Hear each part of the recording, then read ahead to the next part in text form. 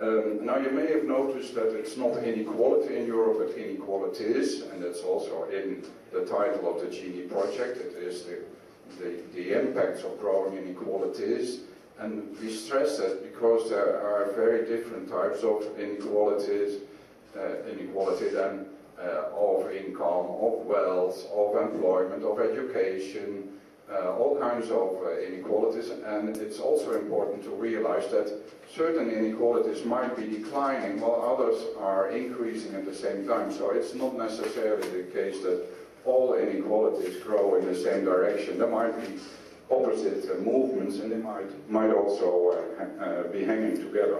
So that's the reason to put that on the title. I need another hand.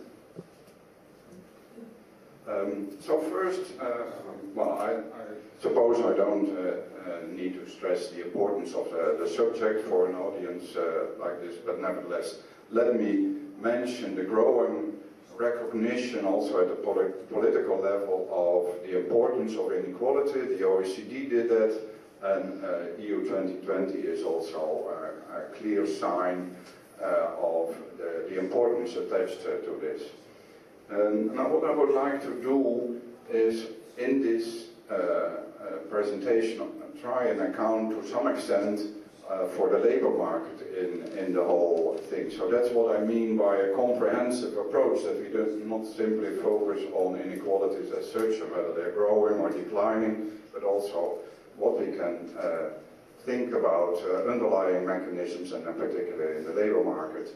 So I think the labor market and income from labor particularly is key to the security of people in society.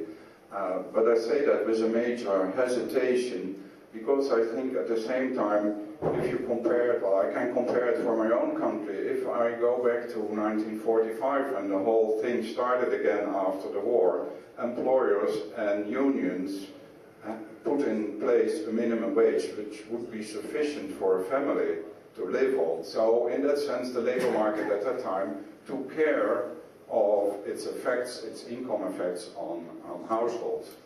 Well, I think that has gone away very much, and that's now, well, we had a very popular policy, jobs, jobs, jobs, which started in the mid-90s and is also was very popular at the EU level. But it's jobs, jobs, jobs at the same time when the labor market can take less and less care of the situation of households, and that's also one of the reasons that we're sitting here. What is does it solve poverty? The whole phenomenon of in-work poverty is there. So we're talking about more jobs for people at the same time that the labor market might be caring less about those effects. So that puts pressure on policy making and on well, the state in many places.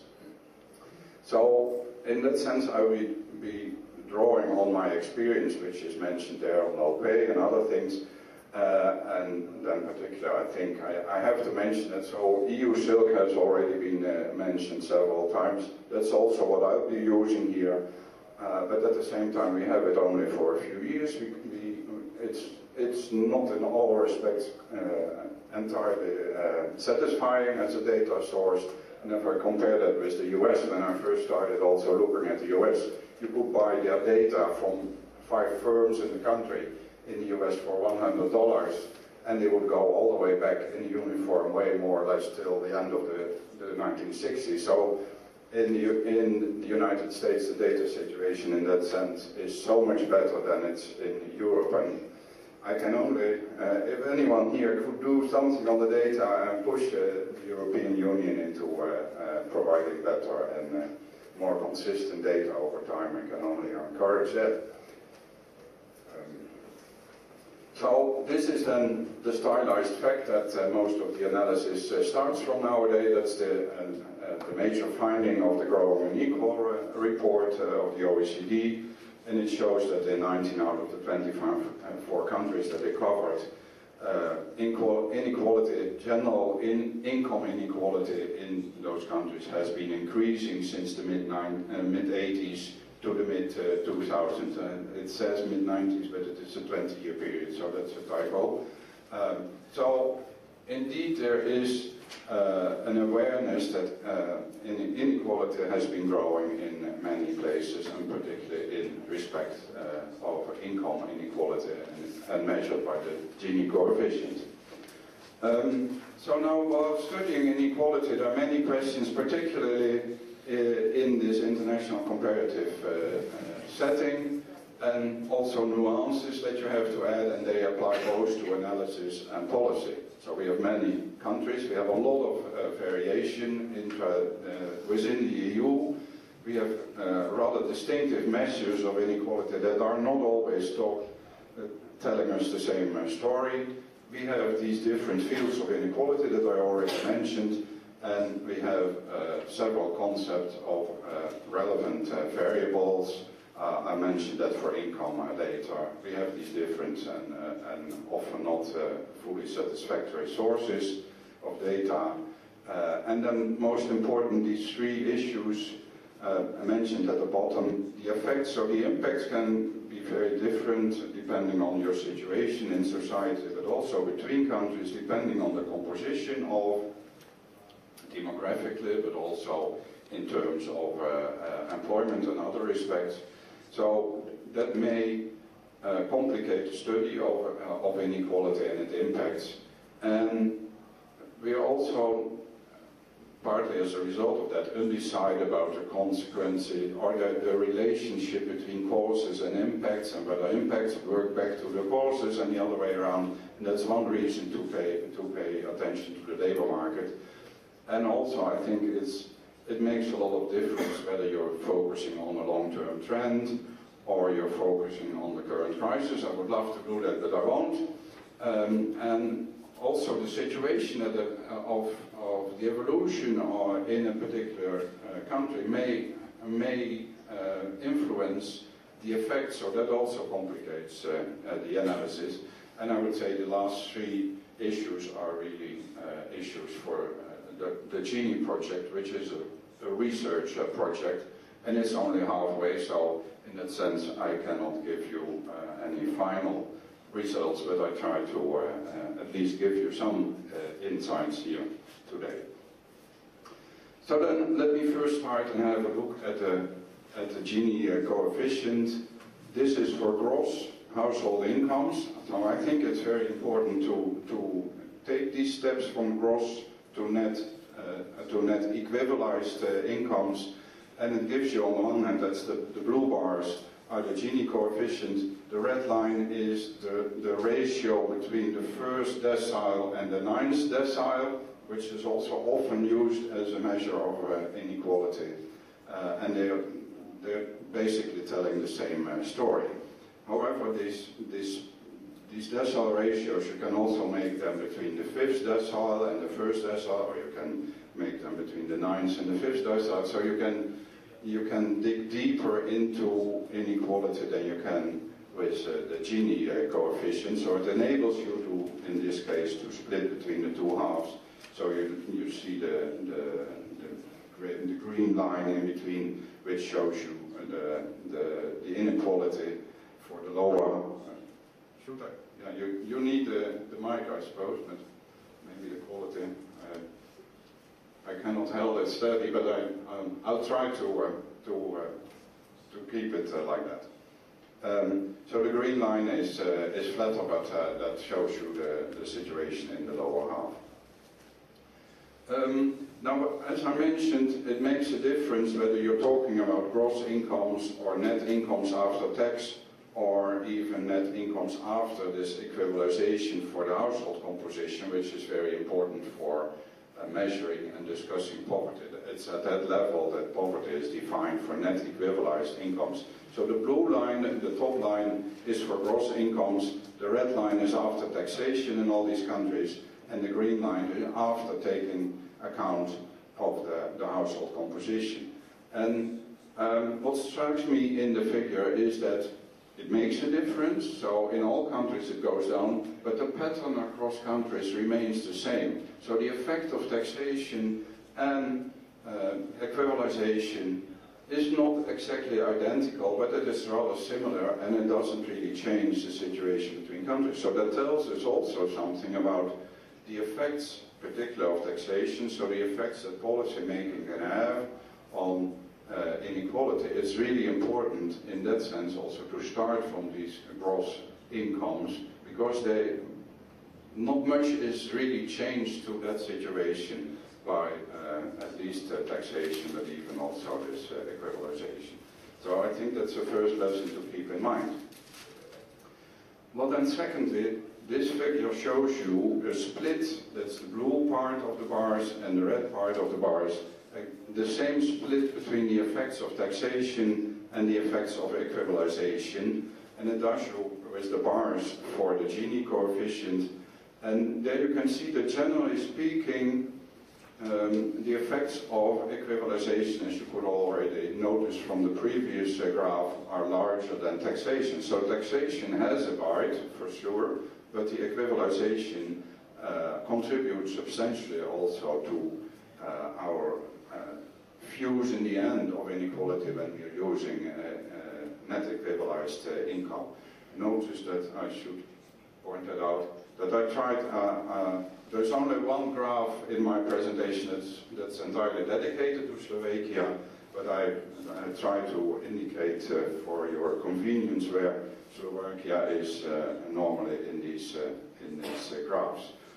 So that's the first thing that we can take from this. The second is these lines, which refer again to this inequality ratio, the decile ratio that I mentioned before. You see the same type of effects. The taxation is a bit smaller, has smaller effects than the equalization, but also you can see that for that measure of inequality, the effects of the two things are much larger. You can compare the size to those of the bars, much larger for that measure of inequality than for the Gini. So that demonstrates that you really have to be careful about the measure of inequality that you're discussing and how you're comparing countries. I mean, you may compare them all with the Gini, but you should not mix them up, which is sometimes happening. Now, as I mentioned, the advantage of these decile ratios is that, for instance, you can split between the lower half of the income distribution and the upper half.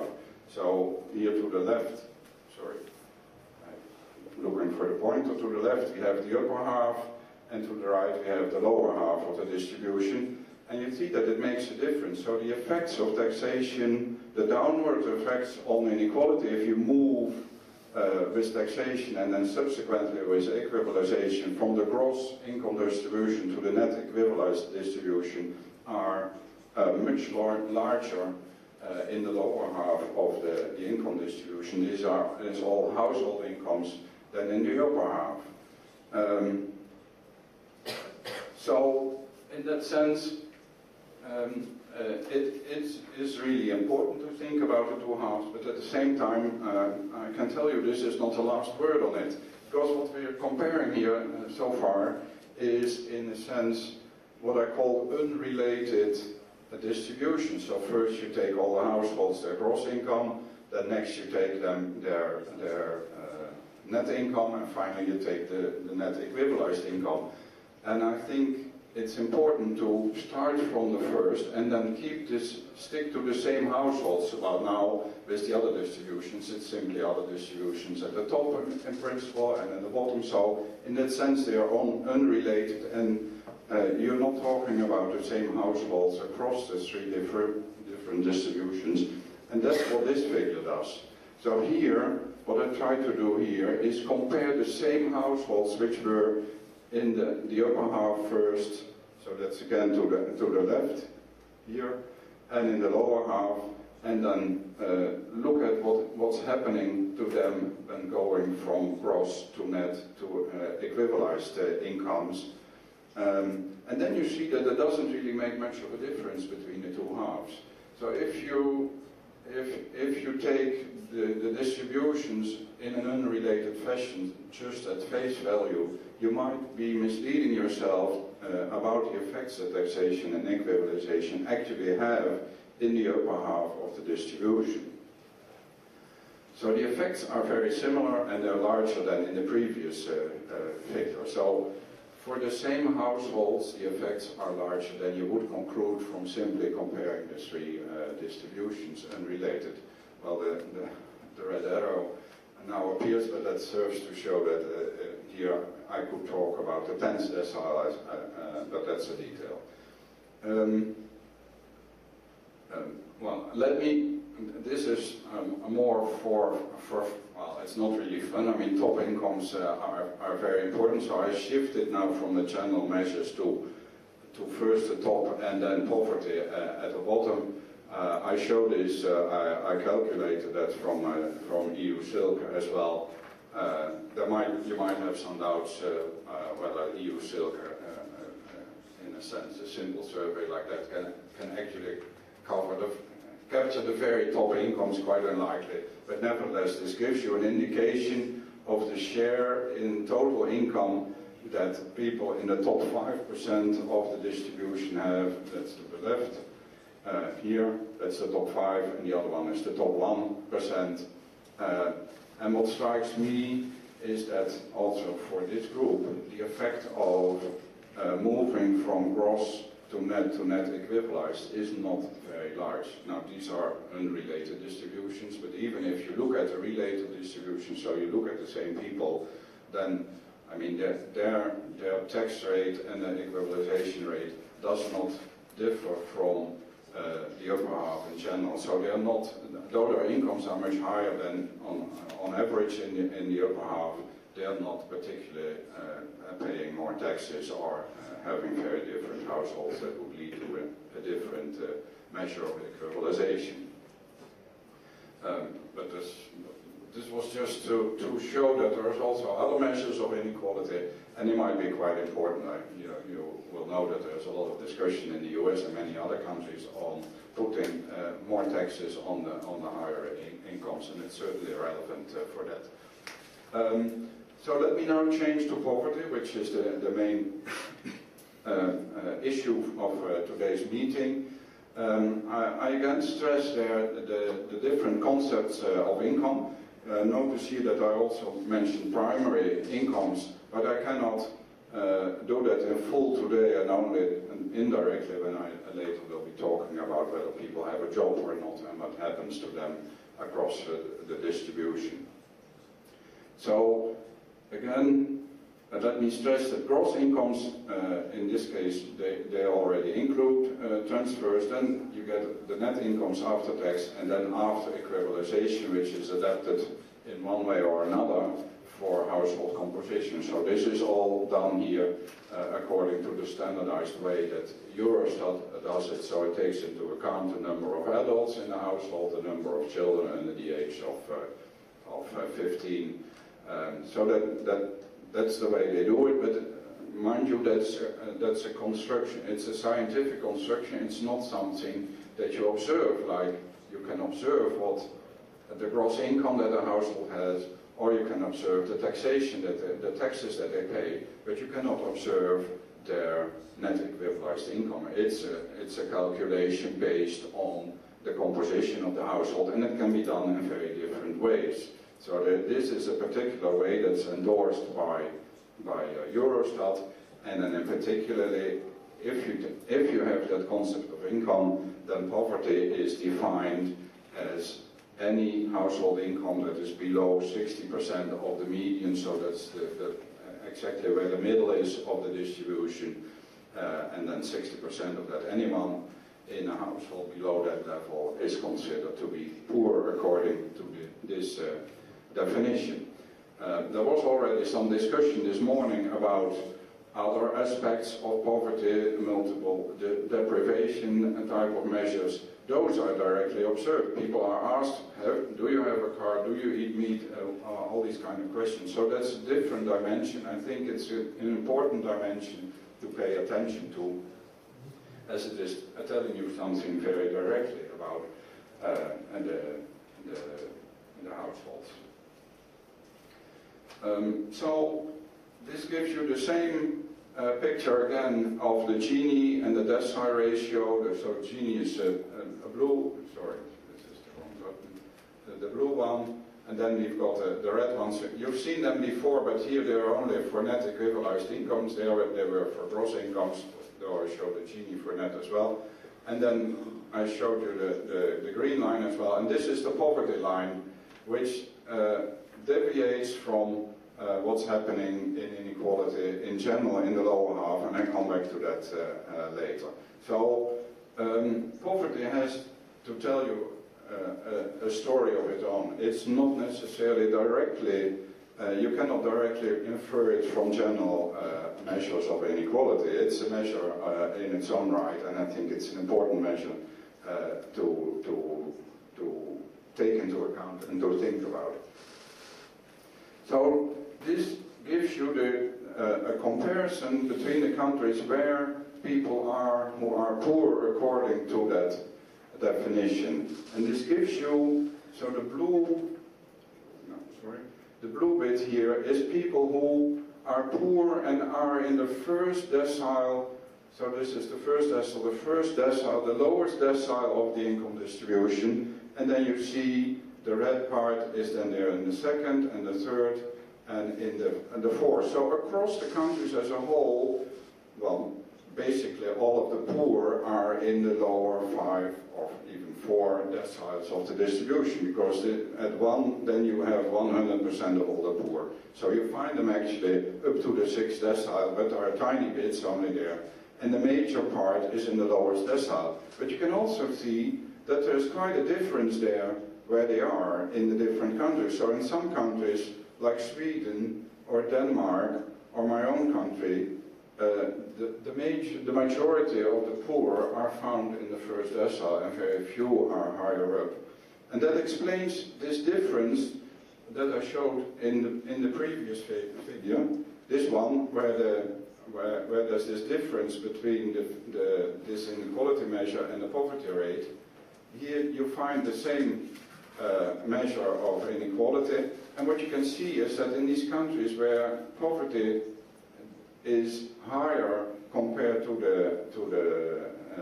this decile ratio, that's countries where people are found much higher up the distribution and only in the first decile. So in countries, see in the same countries here that have a pretty low measure there, and a measure that deviates more from the poverty rate, that's the countries where most of the people are in the first decile. Well, in the other countries, there's that difference.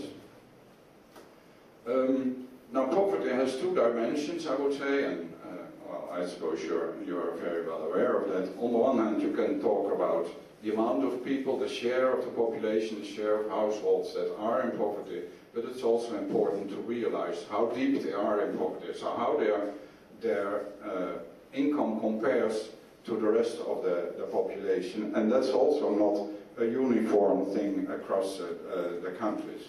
So this gives you the poverty rate like we showed before, but here you find how deep they go, and it's particularly amazingly deep in Spain, in a country like Spain. So the average income of households in Spain who are poor is less than 1/5 of the average income of all households in the country. Well, if you look at Slovakia here, then you see that that is much higher. It's almost twice that level, close to 40 compared to Spain, but it's close to what the situation in Poland is, or in Czechoslovakia, in Czechia. Sorry, I grew up with in the time that you still had Czechoslovakia, so I'm sorry for that, but I know that you were split up. To say that. So now I'd like to go on with the labor market and the mechanisms that are of importance there. I mentioned this post-war Dutch situation. I guess that before transition, the labor market in Eastern European countries also had a different position. People were supposed to have a job, and well, they were given a job. Maybe they didn't work, or they had to work. But the labor market was providing to people very differently from what the situation now is. The same holds for globalization, well, not the same, but other mechanisms that are important for these drastic changes that have occurred is, I think, the shift away from manufacturing in many countries towards services, so that gives a different competitive situation in the labor market. But also globalization that brought in 1 billion Chinese people, and many, well, the Indians were there, but Russians as well. So the liberalization and the marketization of many countries has, in the words of Richard Freeman, a very well-known labor economist, doubled the workforce in the world, and in particular the low-skilled workforce. So he says, well, that we cannot escape that must have enormous effects. And we see that type of effects partly in low-paid jobs in many other countries apart from the US. At the same time, I think it's not only these very aggregate processes like transition, services, globalization, but also in our own countries we've had tremendous change and also a rapid expansion in many respects, sometimes of the population, often also of the population in work, but particularly of high educated and better educated people. Educational attainment has been exploding over the last 50 years. The participation of women in the labor market in many countries has equally exploded. The youth labor market, because of much longer participation in education, has changed pretty radically from, well, before people just went to a factory and were working full-time. That's no longer the case, and it's interesting to see that countries have gone very different ways, particularly there's a large difference between countries like France and Spain and Italy. They don't have any overlap between education and the labor market. Well, in countries like mine, Denmark, Finland, Sweden, there's a huge overlap, particularly in part-time jobs. So many people are both in education and in the labor market, and that's an important difference between countries that should be taken into account. I don't know what the situation here is, but it makes a difference to unemployment figures even in general. Well, with all these things, there has also been, partly because of cultural change as a consequence of educational attainment, a change in household formation, in birth rates, but also particularly in the labor supply of our households. So we shifted from a one earner to a dual earner model in many places. And part of what I said before, that the labor market is no longer caring for the household, puts single earner households in a much more difficult position now than they were before. In many cases, you need two jobs to get out of poverty. So the household labor supply has, in my view, changed dramatically, and we should take that into account also in analyzing inequalities and what we can do on poverty. Well, part-time employment went with this. At the same time, in many countries, the low-paid jobs have expanded quite significantly. And I think the importance of talking today is to see where the households are. Households that have a labor income are found in these different income distributions that I mentioned before. So that